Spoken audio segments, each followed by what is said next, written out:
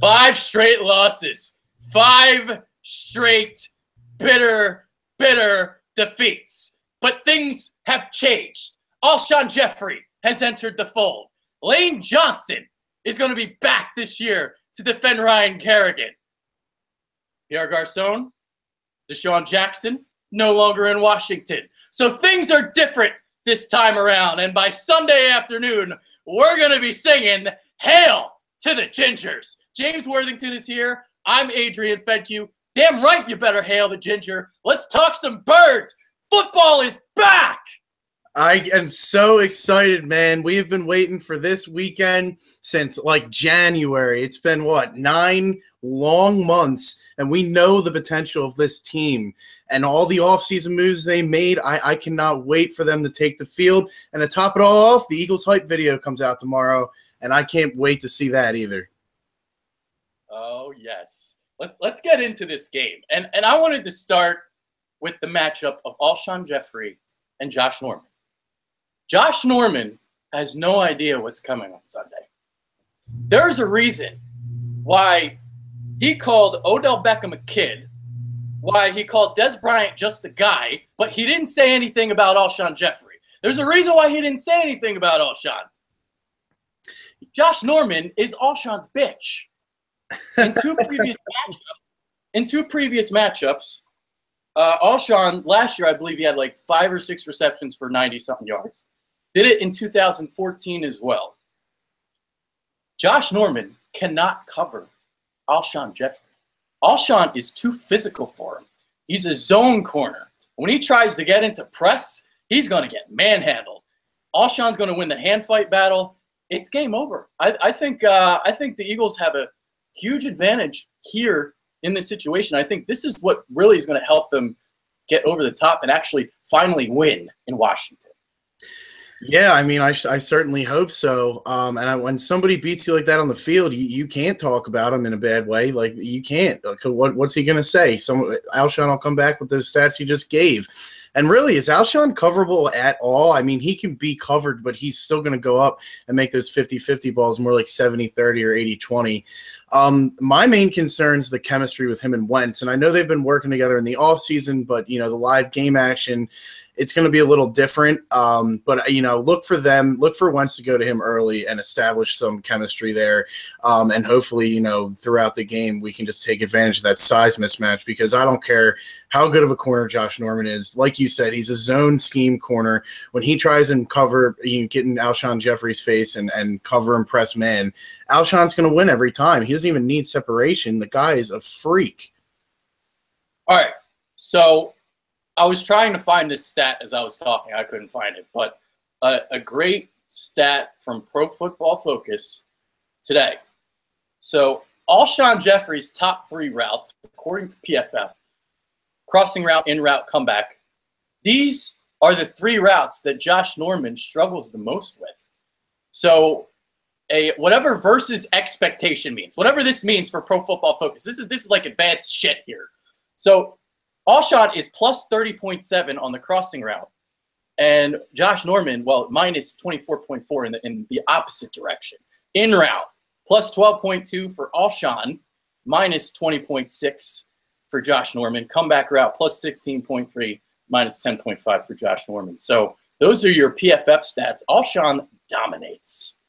Yeah, I'm assuming those are against like the average, of an NFL player. Yeah. But yeah, I didn't know that. That sounds great to me. I mean, that sounds like a crazy mismatch. That explains why Alshon puts up the big numbers against them. And, look for I can see them going to him early, a comeback route. Maybe Josh Norman, if he tries to get in his face, maybe they'll give Alshon the option, go deep or run a post or have a comeback.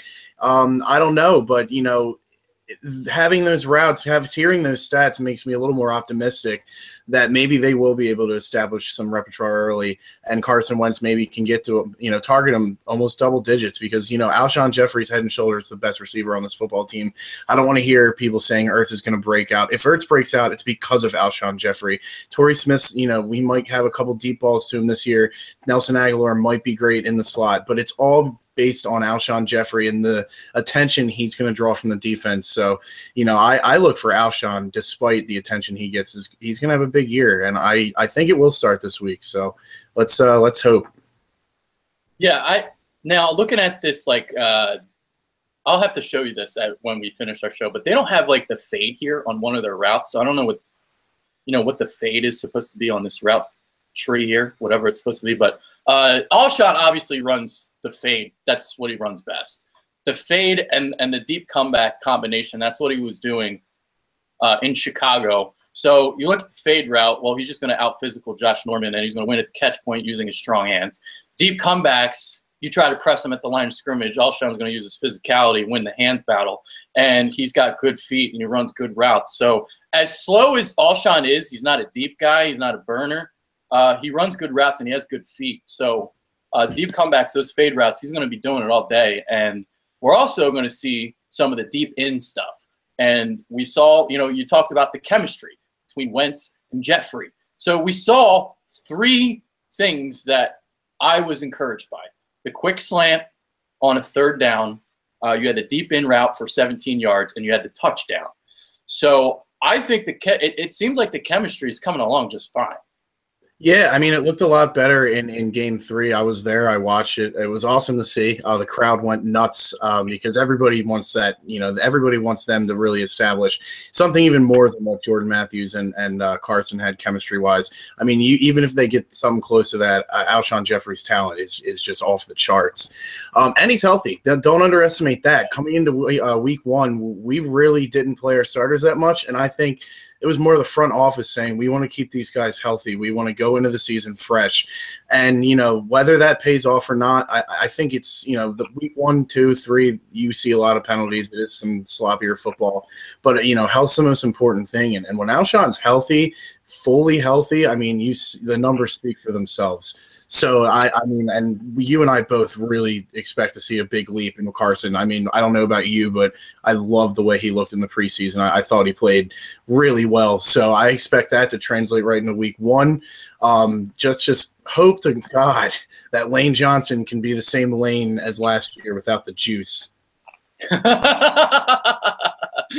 Without the juice. Yeah, they're going to have to cover Ryan Kerrigan. Someone's going to have to block him. So they had 2 sacks on Big V last year, and obviously had that game-winning strip sack on Matt Tobin, if you remember last year. So I do.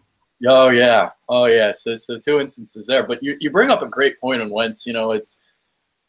We heard about the mechanical flaws, that he was kind of going through during training camp, the start of training camp, and how he was struggling with his mechanics. And we know that he's gone through all these mechanical changes, and to see him already progress this quickly, I was out there saying a month ago, don't be surprised if Wentz struggles the first month of the season as he tries to figure out all the kinks. But it looks like he's already figured everything out, and he's throwing dimes. Yeah, I mean, he looked so good in the preseason. It's just not only his accuracy looked better, he just looked like he was so comfortable out there. He was in control of the offense. I mean, he's making reads at the line of scrimmage, I think, way quicker than he was last year. I mean, he was on the radio today talking about it. Just the game, it's slowed down for him, and that makes his reads quicker in his head, and he sees things – it's more natural, and I'm really excited to see it. I think these people underselling him, saying, okay, he's never going to be Dak. Like you and I have talked about it on these videos before. Just wait till this season because, I think you and I both agree, whether it shows in the stats, I don't know. I think we will pass a lot. I think Carson will put up some good numbers, but to the eye test is what's going to be the tell. And, to you and I, just what we've talked about. He's passing it. Granted, it's the preseason, but he looks like a different, better, more developed quarterback, and I'm really happy with what I've seen so far. Something that I noticed last year, when things started going downhill, he started perceiving pressure that wasn't there, started escaping the pocket when it wasn't there, and from what I saw in the preseason, the way he was maneuvering around in the pocket, I didn't see that last year. I didn't see that at all. And that was really encouraging to me as well, that how he moved in the pocket and threw that touchdown to Torrey Smith.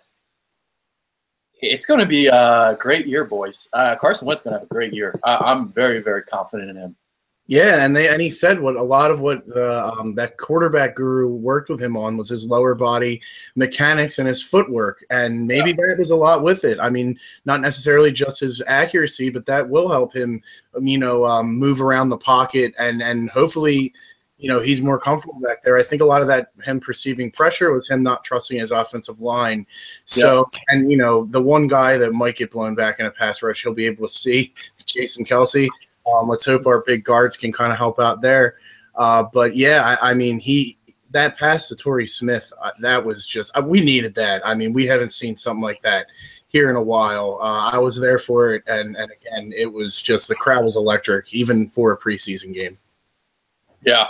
All right. Now the question is going to be: can the Eagles run the football? This was a problem during the preseason.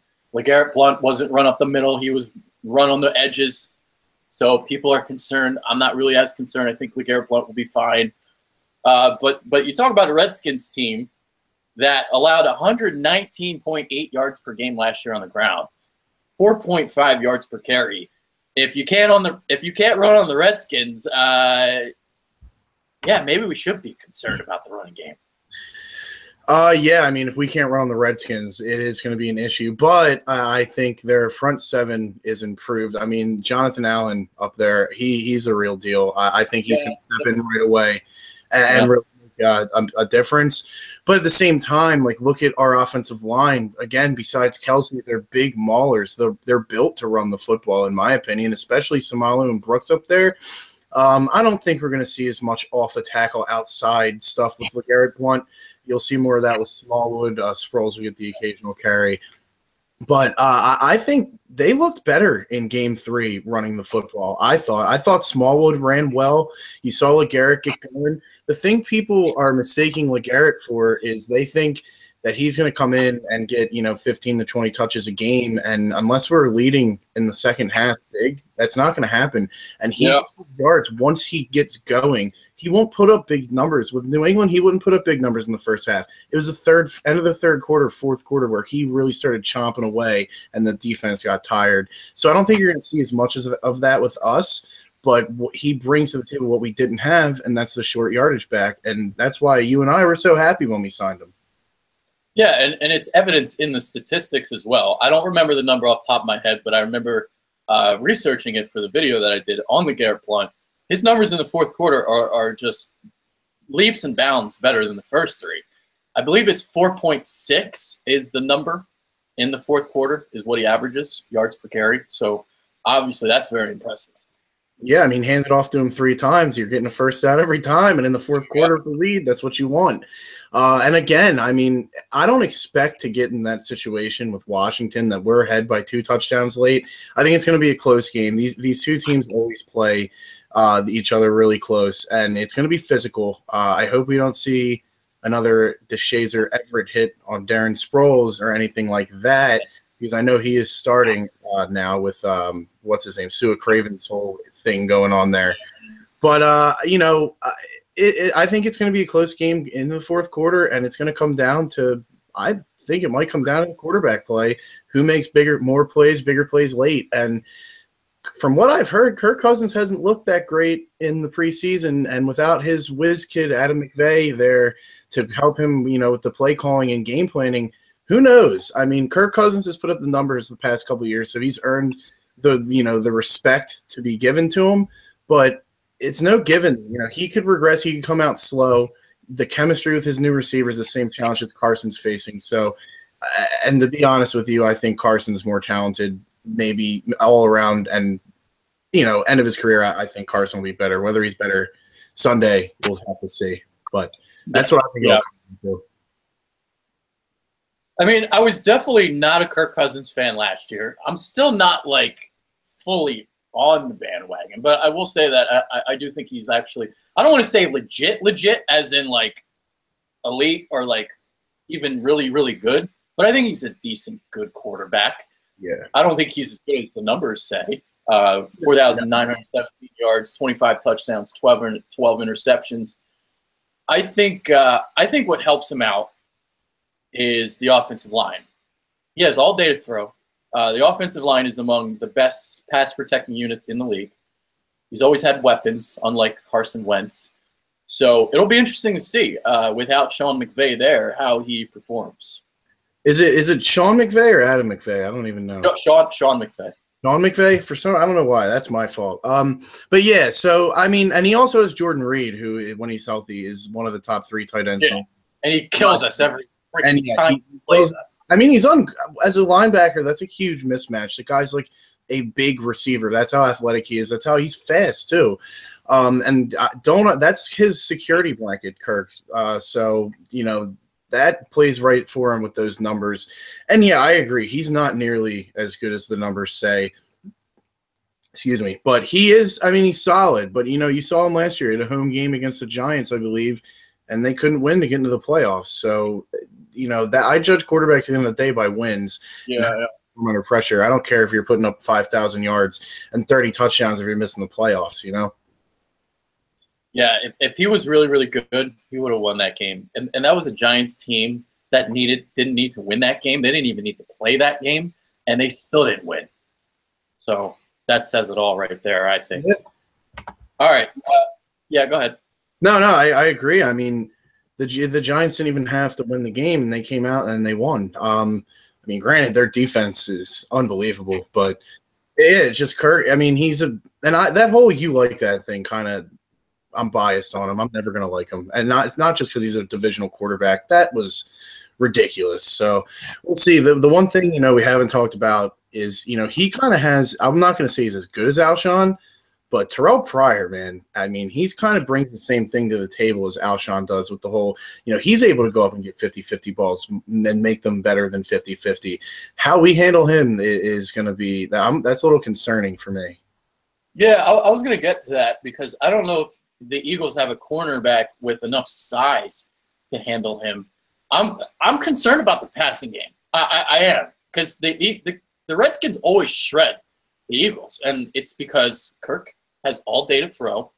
As great as the defensive line is, for whatever reason, they can't generate pressure against this O-line.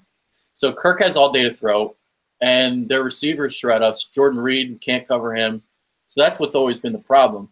We'll see about Pryor. We'll see how they handle him because Darby and Mills are either of them even 6 feet. They're like both 6 feet. Mills is like 6 foot, I think, and I think Darby's like a little under. Yeah. So I mean, it's a huge mismatch. I mean, we handled him pretty well last year, except for a couple plays, but that was the Cleveland Browns, so it's a lot different. And his offseason, I expect to see a much improved Terrell Pryor. I really do. I think he's got a better quarterback. He's in a better offense, and just an offseason of, after the year he had last year as a full-time, legit wide receiver. Just wait to see him this year. I was very, very upset when Washington got him. I did not want him in this division unless he was wearing midnight green. You know who I'm low-key kind of concerned about? Crowder. Yeah. Wow. Who the fuck is going to defend him? Is if Patrick Robinson really has improved, like they say he has, and he's better in the nickel spot, okay, but Jamison Crowder is really fucking good, and he's really quick. So we'll see. Yeah, he's legit. He's a legitimate top slot receiver. And yeah. I think, I was listening to WIP today. They had a bunch of Eagles players on there doing some charity thing. But Fletcher Cox was on there talking about it. He's like, Reed and Crowder, they're legitimate concerns for us. We are paying attention to them in preparation. And they better be. Jamison Crowder, it could be that Pierre Garçon type to us and making those big third down conversions. I can already see it. It always seems like those type of guys beat us, man. Like Cole Beasley, Jamison Crowder, those type of guys that they really scrap to find, get open. They're getting 6-7 yards a pop, and then here comes the third down late in the game. Who the hell's catching the ball? So, I mean, I think we're gonna have a good game plan for Washington, but as the game unfolds, when they start making some plays, start converting some third downs, how are we gonna respond? Second half adjustments are gonna be huge as they always are, but really for this game one, I think we're gonna have to make some adjustments, and he might be one of them. Who knows? And I really hope I'm wrong, but I agree. I'm a little concerned with their passing game as a whole, but specifically Crowder, Reed, and Pryor. But that's basically their whole damn passing offense. So I'm trying to look into if the Eagles had any sacks against Kirk Cousins last year, because if they rattle him, if they're able to pressure him, the Eagles win the game. There's no doubt. The one thing that's different this year is we're 8 deep at the defensive line, and I mean we had good depth there last year, but Barnett is I love what I've seen out of him, and having him and Long come off the bench, being able to spell our defensive tackles with Allen and Vio. I mean, I think that they're going to be fresh in the fourth quarter, and if we're going to get sacks, you might see them then, and that's when we need them. Really, is those are huge momentum swings when you get sacks in the fourth quarter. And I think what's the number? I'm sure you've heard it. The percentage of drives that go for a touchdown in the NFL, if there's a sack, it's like 2% or something nuts like that. They're drive killers. Yeah, I don't know the exact number, but I've heard about that as well. I'm trying. All right, let's see. Of course, the ESPN box score doesn't have like sacks in it. I'm just trying to see if we had sacks last year. That's all. But here's the difference between this year and last year. So I actually wrote about this for Philly Influencer today. So there's going to be a lot more balance between the defensive ends this year. Last year, your starters were Connor Barwin and Brandon Graham. Connor Barwin saw 70% of the snaps. Brandon Graham saw like 74%. Your backups, Marcus Smith, a complete bust. We kept him on the roster, so he didn't play that much. And then you had Vinny Curry in the first year of his new extension. He's coming off a bad year as well. So this year you add more of a scheme fit in Chris Long, so he replaces Connor Barwin. You add Derek Barnett, who's going to be a beast. Vinny Curry, Jim Schwartz is saying he's looked the best he's ever seen him. We'll see about that. He's got to stop the run first. And then you got Brandon Graham, a top 10 defensive end in the league. So you're gonna divvy up those snaps a lot more, and you're gonna see a lot more balance. And Jim Schwartz also said too, don't forget about Steven Means. So Eagles are 5 deep at the end. Yeah. Oh yeah. And I like Steven Means. I really do. I did get your stat here for you. Game 1 last year, the Eagles had no sacks. Game 2, Fletcher Cox had a 1.5, and Benny Logan had a 0.5. I don't remember when those came, but I do remember Fletcher having a better game against them later in the year. But yeah, game 1, we didn't even touch him, and they tore us apart. I'm pretty sure if I remember correctly, Rob Kelly ended up churning some yards against us. Rob Kelly, yes, he did. Yeah. So I mean, that's no relation to Chet. They don't even spell their name right. Fat Rob, man, that's what they call him. And Samaj Payrine, I'd like to see how he does, but everybody's saying he might come and take the job. I don't know. I mean, they're a passing offense first, and Kelly late in games. I mean, both of them are power running backs, and Chris Thompson's going to get the passing work, and don't forget about him. He's pretty good. Out of the backfield there too. Yeah, like a 3rd and 4. You got to watch out for him out of the backfield. Absolutely. So, Rob Kelly. I am with the I think P. Ryan will eventually win the starting job, but, he's not really anything special or anything. So, the Redskins run the ball well because of their offensive line. It really doesn't matter who's running the ball for them. It's kind of like the Dallas Cowboys situation. I mean, their O-line is – where did I have it? I don't know if I have my notebook on me. But I know I had them top 5, I believe. They're really good. I mean, just name recognition alone, if you don't even know that much about football, you recognize there's 3 top picks up there. And, I mean, Trent Williams is right up there with Tyron Smith as one of the best left tackles in the league. I mean, I say it about Smith, I'll say it about him. He's a joy to watch as somebody who played offensive line 12 years. I mean, it's a joy to watch. It's just not against us.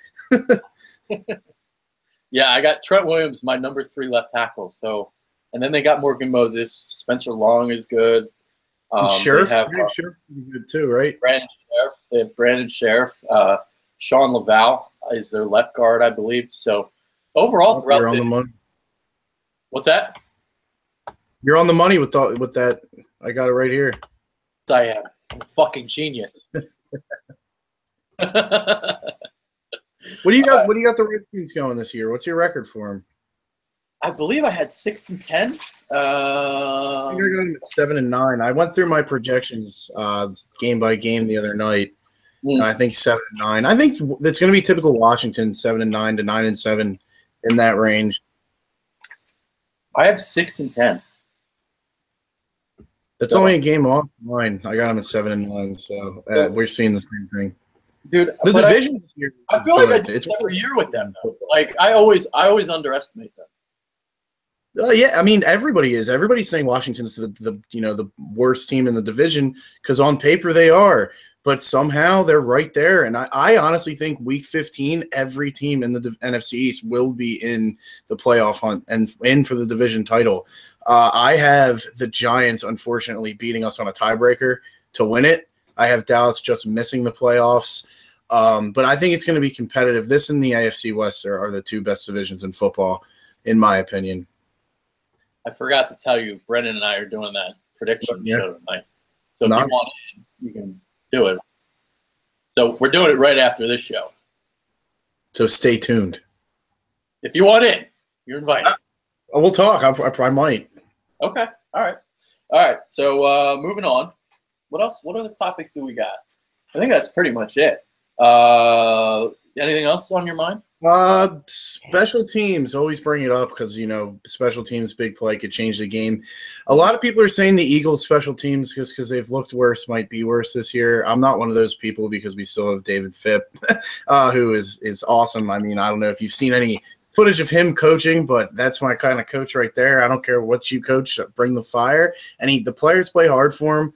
I don't know how much Washington's changed up on special teams, but what are your thoughts on that matchup? Do you think that obviously if one of the teams makes a big play, it could change the game? So it's something to keep an eye on. Yeah, Matt Collins, baby, Mac attack. Dude, I think the special teams will be fine. I mean, this is the last 5 years, they've been the top special teams unit in the whole league. So exactly. Why should we be worried? But we did cut our long snapper, but supposedly this kid Lovato is pretty good. So, I mean, if he snapped the last 3 or 4 games last year after the injury, and we didn't hear anything about him, so that's good, right? Yeah, it's funny. I find it funny how the Eagles tried to slip one under the radar on us with the Dornbos thing because. They were like, yeah, we were going to cut him anyway because he was getting out, beaten in camp. Okay, well, that's bullshit because last year you let him go to America's Got Talent for the entire training camp and preseason. All right, so whoever was long snapping for the Eagles last year beat John Dornbos. So I don't want to hear that shit. That's true. That was a little birdie sending something to Jeff McClain to kind of put out the fire. Yeah, I agree. And he's old. I think they're just trying to get more assets to recuperate some of those picks they've traded this offseason. I mean, I don't know why they started calling teams and asking who needed a long snapper.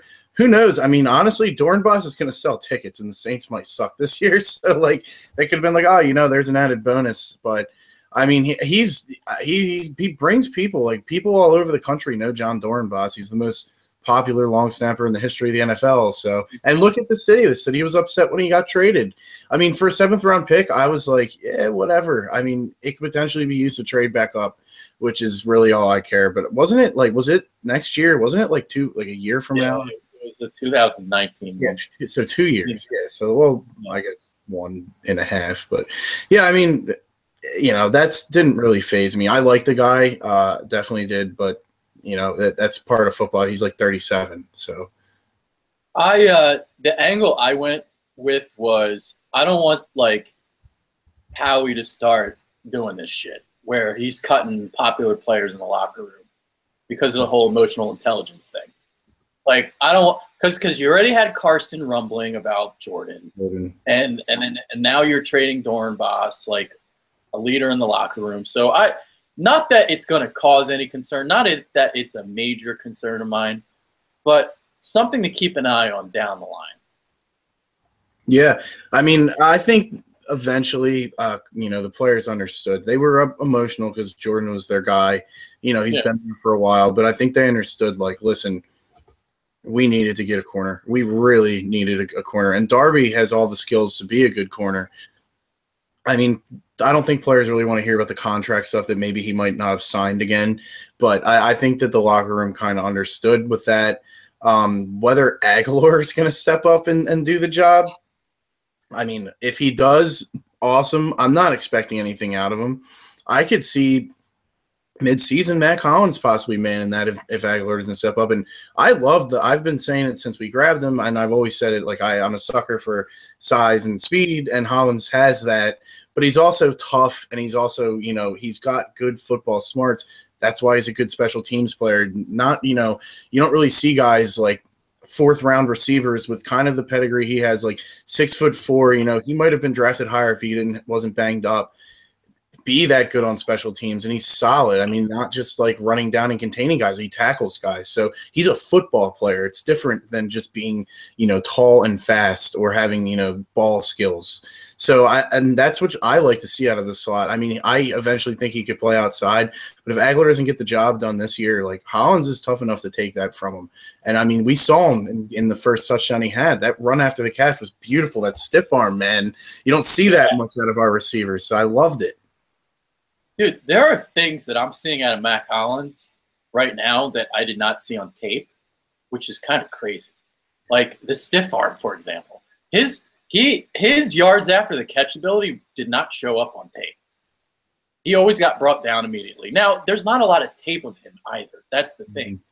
It's because he was hurt and, you had all that situation with him. But I didn't see him break arm tackles a lot. And we saw that in training camp or preseason. He broke a couple arm tackles when he tried to bring him down after the catch. He had the stiff arm. I did see the speed after the catch. You could see that. But the other things I didn't see. And it's crazy, man, because, like, he's legit already just as good as Jordan Matthews. I mean, yeah, I think in the mental aspect, obviously, he has something to catch up to with Jordan. But talent-wise, he might be better. I mean, he's big, strong, and fast. Jordan didn't have the separation ability. I never saw Jordan run after the catch like I did. And granted, it's just preseason. But, I mean, I don't know about you, but I loved the pick when we got him in the fourth round. He was, when we did the preview earlier before training camp, we both didn't say him as a big hype guy because we knew he would make the team, but he was, first week of training camp, you heard people raving about him. And yeah, you're right. Like on tape, you didn't really see all this, but I think he's could develop into a good starting outside wide receiver in a year or two, or maybe even this season. And I think if I remember correctly, didn't he work out with Carson and Carson said, I like this guy. I'd like to, potentially go for him. So if our quarterback likes him, I trust him. He's got the keys to the franchise. He's driving the bus. If Carson wanted him and liked him and we got him, then I think the arrow is pointing sky high with him. If we didn't have Joe Douglas, I'd have Carson doing all the scouting. That's the way I'd work it. Hail to the Ginger. Joe Douglas, man, great offseason acquisition by us. I love the moves we've made. Now we just got to be able to sign him, and that's Howie's expertise. Yeah. Which the fact we're under the cap, like we were all concerned about the cap, they didn't have to cut Kelsey or Kendricks. So, what's funny now? They have like the 12th most money in the league. Yeah, don't they have like over $10 million in cap room? It's crazy. Like 12. Yeah, it's. I mean, they have less than $1 million next year, but for this year, it's going to roll over. So yeah, they've done a great job with all that. And Peters might come off the books, who knows? But I just know that they best be preparing to sign Carson when that contract comes up. Yeah, and getting back to Matt Collins, the reason why he's already better than Jordan Matthews is because he's scheme versatile and can play outside. Jordan Matthews can only play inside in the slot. He's limited. He doesn't have the burners after the catch. I know a lot of people looked at the numbers and thought that Jordan Matthews was actually like a decent football player. I thought he was just an average receiver. That's what I've always thought of him. Yeah, I mean, he's an average receiver that played hard. He's like, I think he had some good football intelligence, but the drops last year were like ridiculous. He always was, he always dropped a couple balls here and there. But last year he was dropping a lot more than I remember, or at least they were coming in bigger moments. Yeah. So when we traded him away, like I looked at that, and I also noticed, like you said, we're not going to sign him. We weren't going to give him $8 million or whatever he's going to get with those numbers. And another thing is he's becoming kind of injury prone. I mean, he might not play week 1. He had that, I think, was it a knee last year or something that he was pretty much dealing with all season. So, taking all that into account, we got Ronald Darby, who he's 23. He had a great rookie season, a little bit of a down year last year. But you saw it in the preseason. He was making plays, the athleticism, the speed's off the charts. That interception, I just haven't seen somebody that fast in our defense in years. I looked at it, I was like, this guy's like running like faster than anybody else on the field. It was great. He should have scored a touchdown on that play if he would have cut to the left. Yeah. We were saying that in the stands, man. But it was good. It was a good kind of opening, welcoming party for him. So, yeah, sure. Is this game a must-win? I mean, it's not a must-win because it's week 1, but Washington's beat us 5 times in a row. The expectations are sky high for this team. They need to get off on the right foot with a win because you don't want to go into Kansas City, who's going to have a long week after their game tomorrow against New England and might lose. I mean, I'm not going to – it likely will, but I say might because I think they beat them last year or 2 years ago or something. But, I mean, you don't want to go into a well-rested Kansas City team 0-1. I don't want any part of that. I know you're always high on Kansas City, and I am too. So I think that, it's not a must-win, but it's pretty damn close. Yeah, I'm trying. Okay. So it's not a must-win because if you start 0-2, you still have a 12% chance of making the playoffs. That's the number if you start 0-2. But like you said, it's imperative. It's very, very important to win this game because you go to Kansas City in week 2, and Kansas City is probably going to lose to New England, and they're not going to want to go 0-2 either. So I don't really give the Eagles a big % chance to win next week, but I do think the Eagles can win this game, and I think Alshon Jeffrey really does make that much of a difference that he can put the Eagles over the top in this game. I mean, you talk about that, who's going to have that late touchdown drive, and this brings me back to last year. And why that Ravens game was so important, so many people were like, it's just a meaningless game, who cares, whatever. He finally broke his seal, there were a couple of times where Carson tried to lead the team back and he failed at the end. It happened against the Redskins too, before that sack. But then he had that Ravens game. And then after that, it seemed like he really closed this season really well. So to have that already under your belt, I think that gives him more confidence in a 2-minute type of situation. Yeah, and if that was a meaningful game, we wouldn't have went for. I think we went for 2 and didn't get it right and lost the game in that Ravens game. Yeah, I remember I watched with my buddies and they're we still lost. I was like, but you don't understand exactly what you said. Carson had tried to lead us down the field before. People were going, he's not clutch. Typical overreactions. But he led us down the field against Baltimore and we scored a touchdown against a pretty good defense to basically what would have tied the game. So I agree 100% with that. And I think he's got, he has that under his belt, and it's just being his second year, his line's healthy. He's going to be, confident, and he's calm, cool, and collected. I also think the whole mental aspect of his game is going to equip him even better to make those drives because he's going to be able to check us into a better play. He's going to see the matchups. It's not going to be, he's kind of processing things and it's overwhelming him. Not saying it was really like that last year, but you saw him last year. He was so far ahead mentally as a rookie quarterback. Imagine how he's going to be this season. I think that you're exactly right. Like I said earlier, it's going to be a close game. It's going to come down to which quarterback makes more plays down the end. And, I mean, who has the best wide receiver? We do. Alshon Jeffrey, when he's healthy, is the best receiver in this football game. So I think you hit the nail right on the head there, Adrian. I got 27-24 Eagles. Win by field goal. I got 27-23. We're going to be in the 4. I think we'll go up 27-20, and then they'll get a field goal, and then we'll basically, stop them on defense late and win. Okay. All right. I like that. I predicted that like a week ago, too. Right on the money. I like it. Hell yeah. I like it. 1-0 start potentially for the Eagles, and they need it. I've said this before, too. This game really reminds me of 2000, pickle juice game. Dallas, second year of Andy Reid, second year of Doug Peterson. And that was the game that really, really set the pace for the Eagles for the entire season. Now, I'm not expecting Caleb Sturgis to do an onside kick on Sunday, but big game, against an opponent that the Eagles have not done well against recently. This game is important. It really, really is. Yeah, I mean, it is. I mean, just for confidence going forward. And no team likes to lose to a divisional rival 5 times in a row. And they still have to have that game from 2015, I think it is, when we lost and got eliminated from playoff contention on our own field. Yeah. I can still remember how I felt walking out of the stadium. It was horrible. And, we lost to them twice last year. At the one, we had a potential to win the game, and Matt Tobin was hurt, and, that whole thing happened. So, I mean, they look at this team like they're beatable. Why have we not beat them in 5 games? So I think the Eagles are going to come out very hungry, very fired up. I mean, I've talked to my dad about it. He thinks they might come out and blow them out. I was like, I'm not expecting that. They're beatable. Why have we not beat them?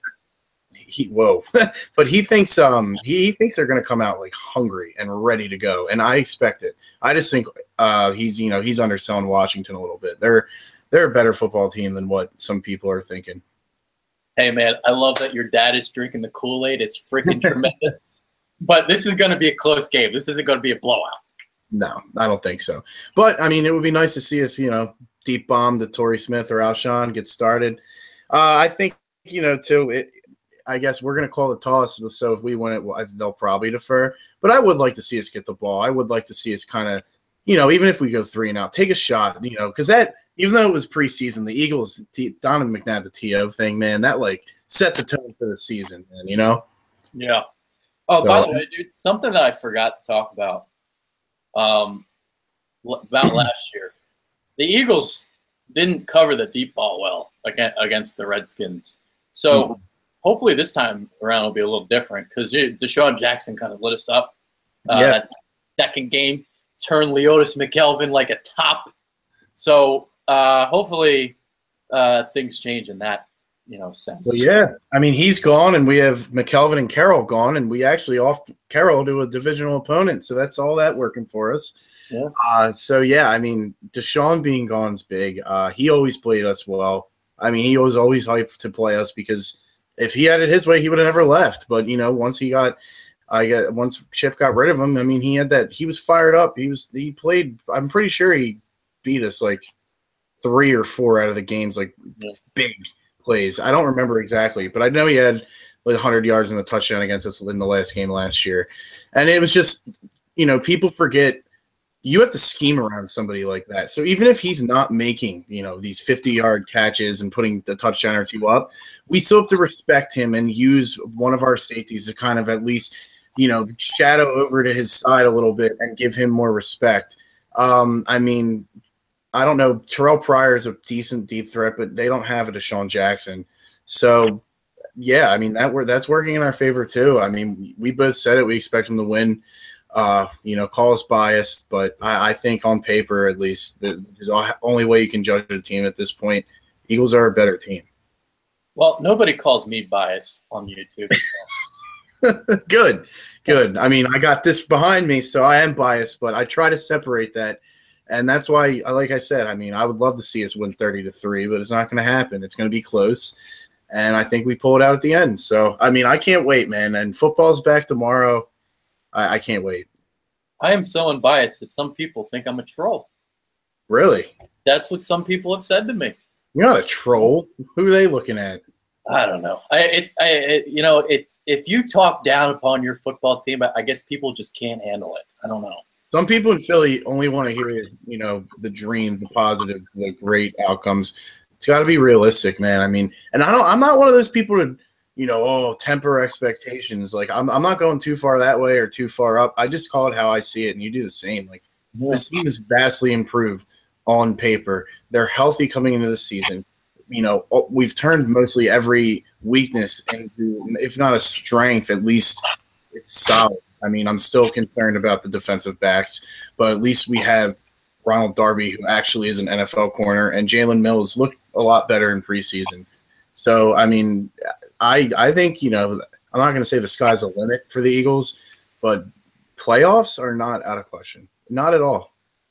Yeah, I have the Eagles going 9-7 and beating the Giants in the tiebreaker. So that's the way I have it working out. I got them both at 10-6, and the Giants beating the Eagles in the tiebreaker. So we're pretty close there. We both have the same thing, but I just have one less loss. Yeah, and you have the last one. So which I would hate. I hate that, but it's true. I don't know. Hey, you gotta keep it realistic. I had the Giants winning the division before the Darby trade. So the Darby trade, I gave the Eagles an extra win. I gave the Eagles a win against the Broncos when I originally didn't, because there's no way we would have been able to defend Demaryius Thomas and Emmanuel Sanders without Ronald Darby in here. So 100%. I had that as a loss. Now I have it as a win. Yeah, and that's, if Denver had any sort of quarterback, it would still be a loss. But, yeah, I agree. I have that as a win now, too. Our schedule down the end of the year is brutal, but that's going to, if we can get some wins down the end of the year and get into the playoffs, we're going to be confident. Like, if we beat Oakland, even though it's at home, Oakland is, I think, legit. Like, some people are calling regression on them. Nah, I think they're legit. And we can get a win against them late in the season and beat Dallas to end the year. We're going to be hopefully rolling into the playoffs with all sorts of momentum. It's really going to come down to Carson and how much of a leap forward he takes. So I don't know. We'll see, man. I'm excited, man. I'm so excited. It's back. It's back. I've been waiting 9 months. We're back, baby. It's like a pregnancy, waiting 9 months. So you got any final thoughts before we head out? Yeah, basically, I think we said it all. It's just going to come down to Carson late in the game, and as a season, for the season as a whole, it's going to come down to, does Carson take the leap forward? Is he this elite quarterback that, a lot of us think he is? I think so. I'm not expecting Matt Ryan type numbers like some people are, but I'm expecting progression, and I'm expecting him to look a lot better to the eye. I like I said, 10-6, man, wild card. That's where I have us, and that's all I got, man. I'm just so excited. I can't wait. I guess I can say temper your expectations on Carson Wentz, but the only reason why I'll say that is this: don't expect 30 touchdowns. Exactly. Derek Carr, Jameis Winston, Marcus Mariota, only one of them threw for over 30 in their second season. That was Derek Carr. So that just shows you how hard it is to throw 30 touchdowns in the NFL. So if he gets anywhere between 25 and 30 and throws less than, say, 15 to 14 interceptions, I'll be happy, because I got like 26 and 13. So I got a 2-to-1 ratio. I think we talked about this in like a couple months ago. I think I had him at like 28 and 12 or something like that. That's awesome. Yeah, I forget exactly what I said too, but it was something like that. Something like that. And the only reason Derek Carr had 30 is because they got Amari Cooper and Michael Crabtree in there for him. Like, we have Alshon, but we don't have a second guy like that. So yeah, people need to temper their expectations for him. You and I saying I don't take a leap and show this, he has the potential to be elite, isn't us thinking 30 touchdowns, 10 picks. Like, it's going to be mid to high 20s, lowish to mid-teens interceptions. So, yeah, if he gets like 4,000 yards and the quarterback rating's high and it's a 2-to-1 touchdown interception ratio, that's the progression we're looking for. Yeah, and it's too like what are we going to do in the red zone? How's Carson going to handle the red zone? I heard something today. Mariota's 33 touchdowns, 0 picks in the red zone. That's unbelievable. We have Alshon now. If Ertz can be a little bit more of a red zone threat, we'll see what we do. But I do think that we're going to run the ball when we get down inside the 20, or at least we're going to try to. So that might, cut some of those touchdowns down. But I agree with the 4,000 yards is very, very doable with the amount that Peterson's going to want to pass. Yeah, absolutely. All right, so that about ends it. Prediction show is next, where Brennan and I will predict the NFL season, go through our playoffs and all that stuff. So that is coming up next. That's James Worthington. I'm Adrian Fedke. Hopefully you guys enjoyed. Something I forgot to talk about before the show. So Philly Influencer, we're doing a fantasy football triple threat contest. So basically the logic behind the contest is this. So you pick one quarterback, one wide receiver, one running back per week. And you can't pick the same player twice. So at the end of each week, we're handing out prizes. We're teamed up with Shibe Sports. They do like vintage Philadelphia sports clothing. And the prize for this week is an old school Eagles T-shirt. And it's really cool looking. I mean, if you've ever kind of been to Rally House and see kind of how their shirts look like, that's what Shive Sports stuff looks like. So that's what we'll be doing on Philly Influencer, the Triple Threat Fantasy Football Contest. Make sure you join us, join up, and see if you can beat me. Because you're not. You ain't going to beat me. I'm going to win the shirt, motherfucker. Yeah. So I'll put that information down below, but make sure you check that out because it's a really cool concept, and no one else really does it. So only a PI. There it is. So for James Worthington, I'm Adrian Fedque. We're out. Peace.